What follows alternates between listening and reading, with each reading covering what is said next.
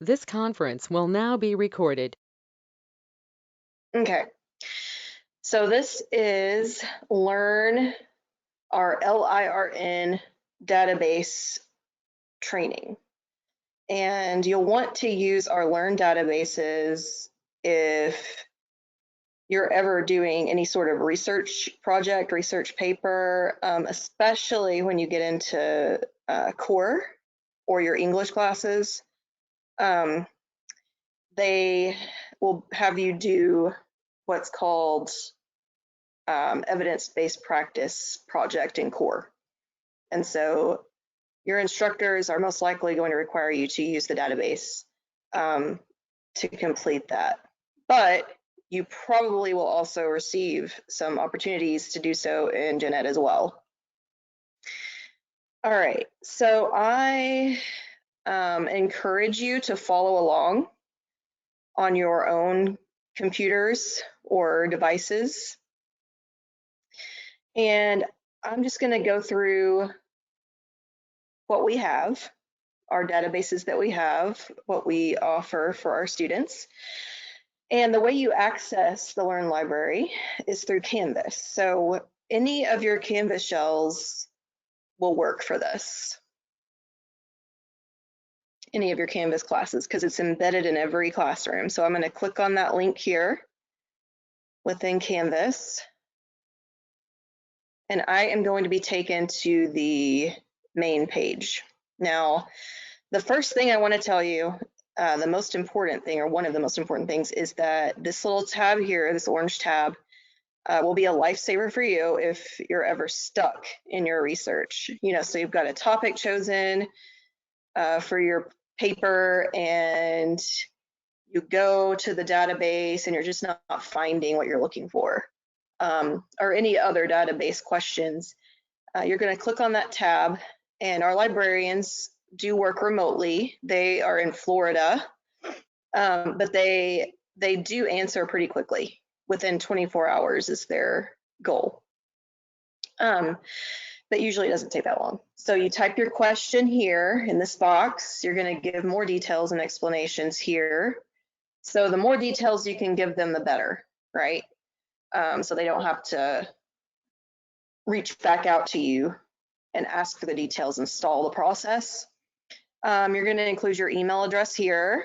You're going to include your name here and your status as a student here. And then finally, the course, the name of the course that you're doing your research paper for. And then you just hit submit your question, and it sends it to them automatically. So then you just check your email to see when they've responded to you. So pretty nifty tool there. And that's how you communicate with the librarians, because I can help you. Like, I have some knowledge and experience with the databases, but I'm not a librarian. I don't have a library science degree. So they're going to be the most helpful to you. So this orange Ask a Librarian tab really comes in handy. All right, so just an overview of the different databases that we have. Excuse me. So right now I'm looking at vendor view. That means that they're organized by which database they fall under. So EBSCOhost offers Academic Search Premier and CNOL. So Academic Search Premier is multidisciplinary. So if you're looking for something that is not a science-related or medical-related field, you're going to want to use Academic Search Premier. CNOL is speech, language pathology, nutrition, general health, and medicine. So it's nursing specialty topics. So you don't want to go searching this database if you're looking for something that's not nursing related. Okay. These are all of our open access resources. So these are available to the general public, and they've just been collected and put in our database for your convenience.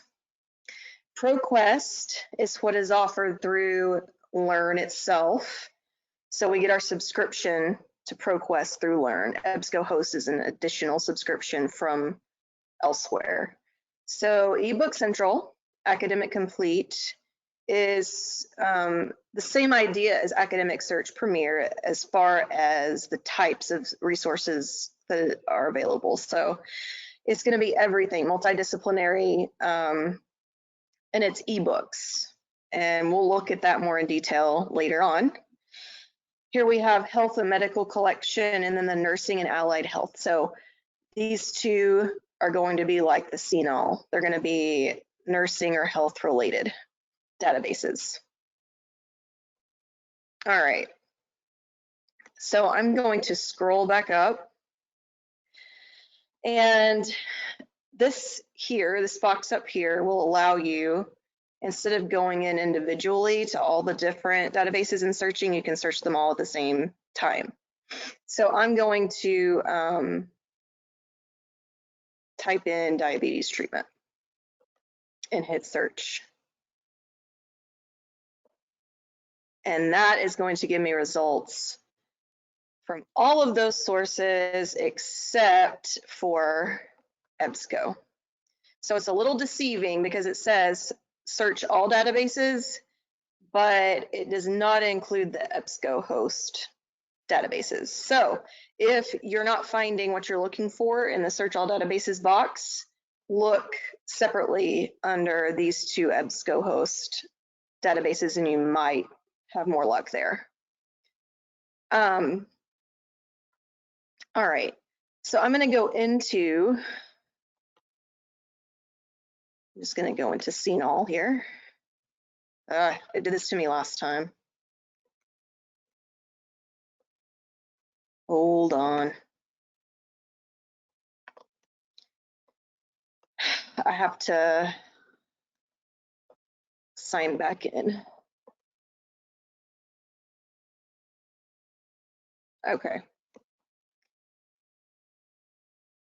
So here is your advanced search options.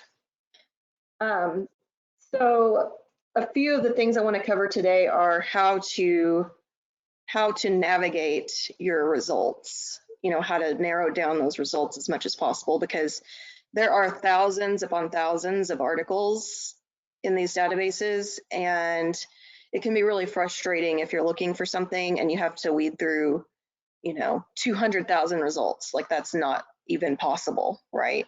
So we want to make our searches as specific as possible, and, you know, both with our words, our terms, our search terms, and also our options, our search options that we have. So there are three major Boolean operators. Boolean operators are used in databases to help you be more specific in your search. So those are found here, and, or, and not, right? Those are your three operators.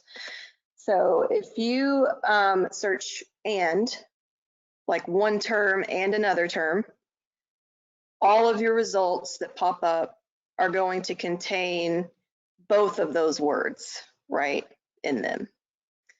If I search or, right, so diabetes or treatment, right, my results that pop up are going to contain either diabetes or treatment in the results, right?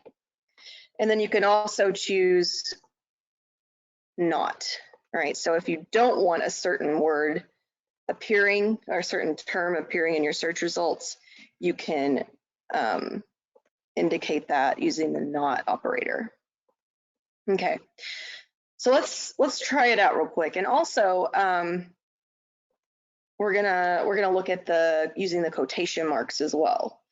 So do you guys know what putting quotation marks around a search term or a search phrase does to your results?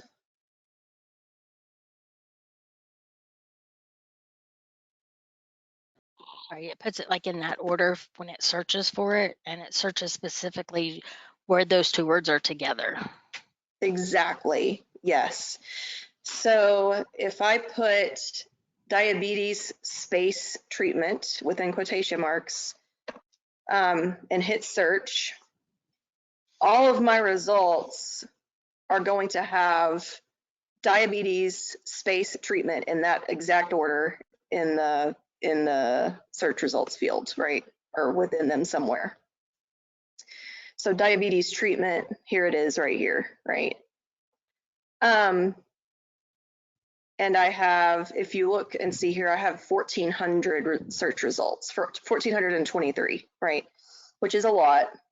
So let's try the and function. So we're going to put diabetes here, and we're going to put and treatment here. All right. Now, am I going to have fewer or more results than I just had? Probably more. Yeah, I'm going to have quite a few more because they can be in any order, right? As long as both of those terms appear in your search. So yeah, I have 48,326 results right now. So quite a bit more. All right, say I want my results to include diabetes and treatment, or diabetes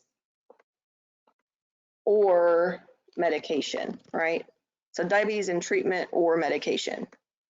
I'm going to hit the search box, and what is going to happen to my results? Am I going to get more or less? You'll get a lot more. A lot more, 213,250, right? Because we increased our results possibilities, right? Okay. Now, say I'm researching diabetes and I don't want any of my results to include type 1 diabetes because I am researching type 2 or gestational or whatever only. So I'm going to say not type 1, right?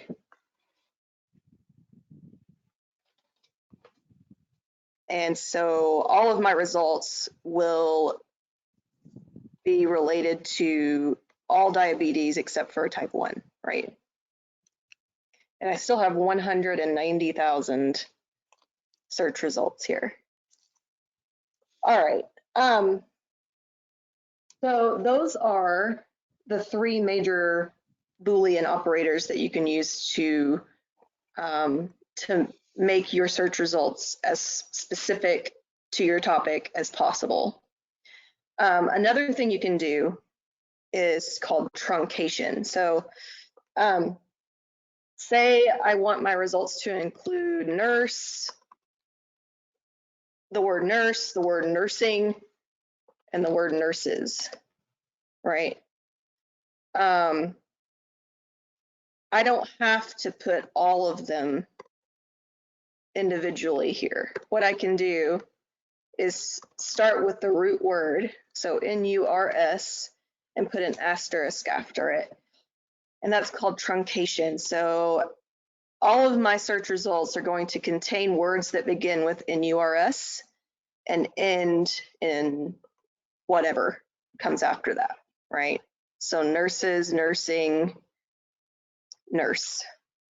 All right. So what if I type in child and put an asterisk? What results might appear? What words might appear in my results? Children. Children, childhood, childish, right? Anything that begins with that root word will appear in your search results. Childbearing, etc. Okay. So let's look at the limiters that we have. So it's really, really frustrating when you're searching and you find your list of results, this perfect source. It's like, oh my gosh, this is just what I was looking for. And you click on it, but it's only the abstract that's available. You can't see the entire article. It's just the abstract, which, remember, we talked about that in APA workshop. The abstract is just a brief summary of everything that is contained in the article. So we only want our results to show articles that we can access the full text. So we're going to check this box right here. Okay. And then publication dates. So normally the newer the better, right, in scientific research. So I know in core, when you're doing your evidence-based practice, the core nurses are going to tell you they're not going to accept any sources that are more than 5 years old. So let's enter, we've got 1939 to 2020 here. So we don't want sources that old. So we're going to type in 2015 and just see what has occurred in the last 5 years regarding my topic, right?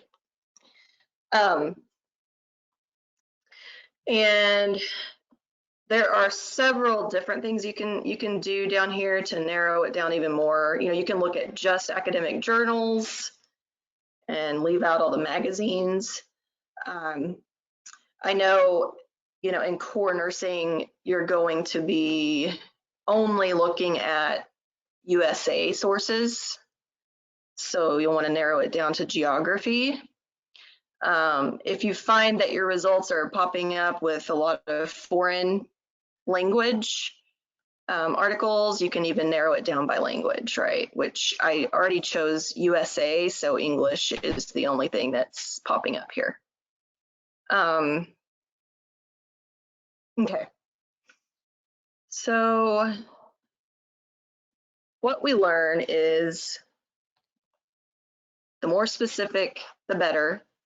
Use those Boolean operators and make sure that you've got that text, full text box checked, limit to full text, right? Now, another weird thing about these databases, the LIRN databases, is that you have to sign in and you have to make an account and sign in order for anything to be saved. So just make sure that you've done that you've created an account, and that way you can, so I'm going to click on this, just show you. So you can save it, you can create a citation, just make sure that you check your citation against the APA guidelines. For example, this APA reference here is incorrect. Can anyone see why?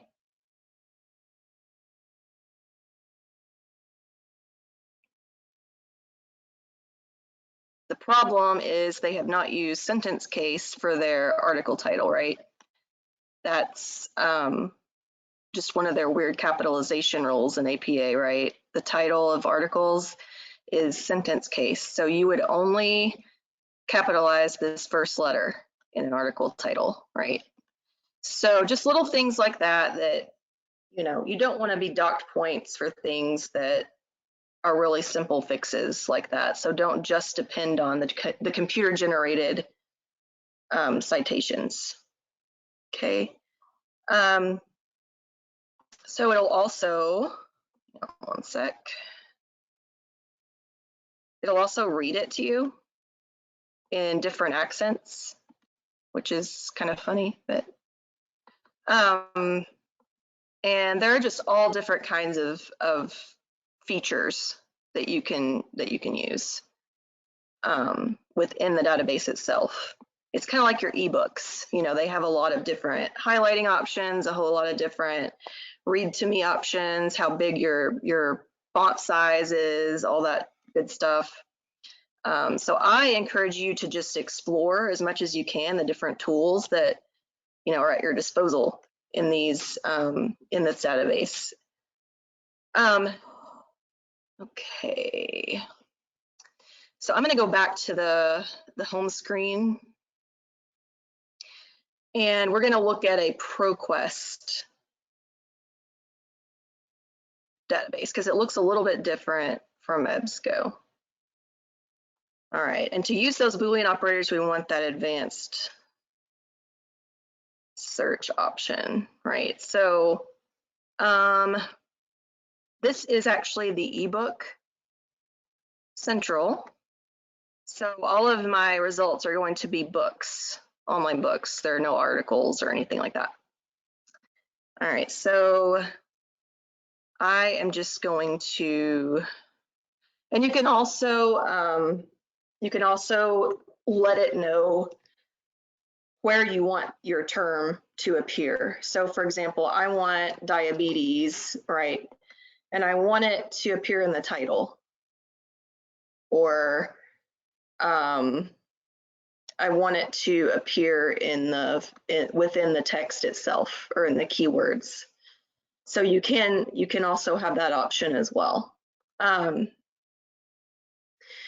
So I want my title to include diabetes. So we're just going to do that. Okay, so I have 157 book results, right? And I can narrow it down over here by year published, by subject, by language. Say I only want English, and I can even narrow it by author's name, right? And if you have an ISBN, you can even search by ISBN up here, which is kind of cool. So I'm going to click on one of these books, and once again, you do need to have an account. So, you know, as soon as you get into the database, if you haven't already done so, make sure you create your account, and then it'll save anything that you put in your bookshelf. It'll save your highlights that you make, it'll save your notes, but it won't do that if you haven't signed in. All right, so I'm gonna click difficult diabetes. So most of the time, according to our librarians, the training I received from them, they say that reading it online is better than downloading. And one of the reasons is because of that sign in thing. So it'll save it if you're reading it online. It won't save it if you download the book. So I'm gonna go to read online, and I can add it to my bookshelf too, right? To save it for later. And that, I'm gonna go back real quick. So yeah, add to bookshelf. This is one of the books that I am really interested in for my research. I want to keep it. I just have to sign in first, right? So read online. Here we go. So you can search within the book. So if I want to look up, you know, I want to see if my topic is addressed here, which, you know, type 2, right? So there's 232 results for type 2. And I need to scroll down. And here, over here, you see the actual book itself.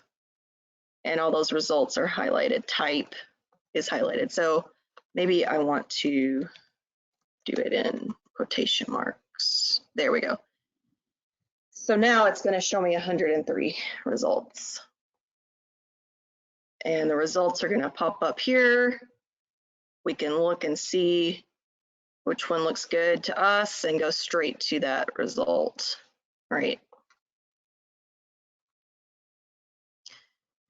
We can also download chapters in PDF form, which is kind of cool.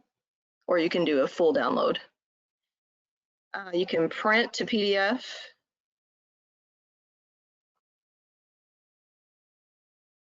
You can add it to your bookshelf up here. And the cool thing is you can highlight, but you have to have an account. And once you highlight something and maybe you want to keep it because it's a good quotation to put in your paper, right? So you're going to highlight it and save it. It's going to pop up over here in your annotations. Your bookmarks, notes, and highlights will appear here, right? So now I've got that saved and I can go back and get it later and put it in my paper. But you don't have to do it all at once. You know, I don't have to make sure that I'm doing this while I'm writing my paper, right? I can save the info if I have an account. All right, are there any questions so far?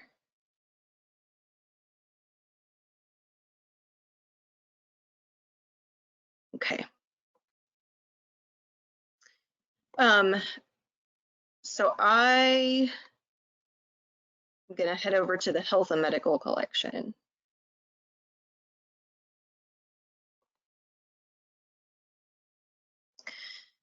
And this one looks a little bit different too. And it has the full text option box right there for you. You don't even have to worry about finding it at the side of the page, right? But I'm going to click advanced search. Now look at this peer-reviewed box here.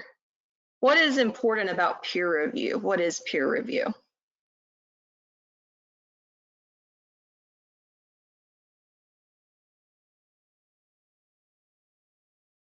Anybody know? It's where others will look over your paper and they'll basically fact check it to make sure that everything is correct in it, and then also provide revisions on things that you could do better. Exactly. So we do this in our English classes all the time, right? Your peers look at your paper and they suggest changes that can be made. In academia, it refers to, there will be like a panel, say you're a doctor or a virologist or something along the lines of specialist, and you've conducted a study or you've written an article, but you cannot submit it to a journal, a scholarly journal, unless other doctors or specialists in your field have looked at it and vetted it, right, so to speak. So sometimes your author might, or your teacher might require you to use only peer-reviewed articles in your paper. So that's when this will come in handy. You can just check that box and all of your results are going to be peer-reviewed. Okay. So diabetes, say not type 1. And I don't really care where those terms appear, right? They can be anywhere. So I have 165,000 results. And this is the same concept as EBSCO, right? It just looks a little bit different, but all of the, like your date range is here. This goes all the way back to 1840. So we're gonna go to, I'm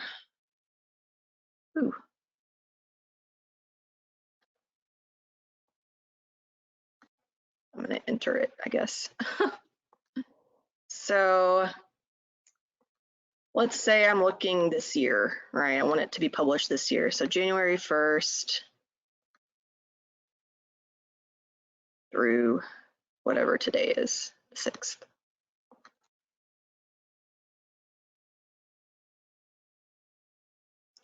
So now I have 2,182 results, and then I can, narrow it down from there. And if it's peer reviewed, it's going to have this little, in ProQuest, it's going to have this little graduation cap that appears beside it. And that signifies that it is. And these are from open access. Interesting. So I just recommend that you explore. I think this is going to really come in handy for you, especially once you get into core. And that's really all I have for today. So if you guys have any questions, let me know. My email address is echaffin@arizonacollege.edu. So if you ever have a research question or something to do with the library, I can definitely try to help you. If I can't, then we can talk to the librarians, right? Okay. Thank you for coming. And I hope you have a wonderful rest of your day. Thank you. Thank you. Thank you.